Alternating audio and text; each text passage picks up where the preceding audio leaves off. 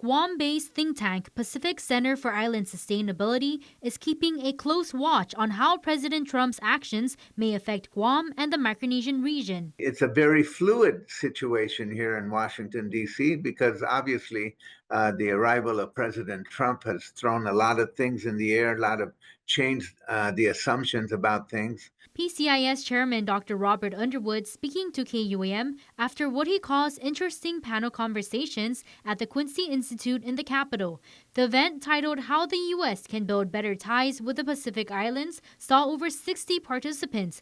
Top of mind is the compact impact. Right now, there's a lot of concern that the agreements that were freely negotiated in the creation of the compacts, the funding will be impeded.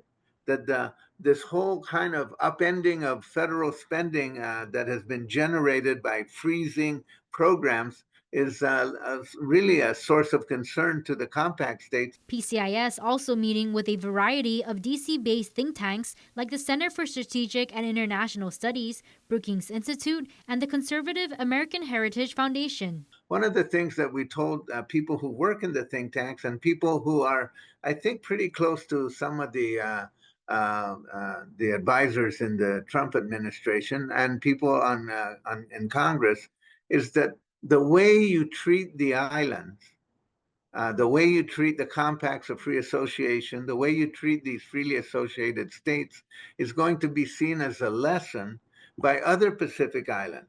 The main message and lesson PCIS relayed: we made the point at the Heritage Foundation that the way you treat these islands will be seen as evidence of how you treat your closest friends. Plus, with Trump's latest order to shut down the U.S. Agency for International Development, or USAID, we also wanted to tell people that programs provided like by USAID, even though USAID are programs that are helpful in health and education, are the extension of so-called soft power, not hard power.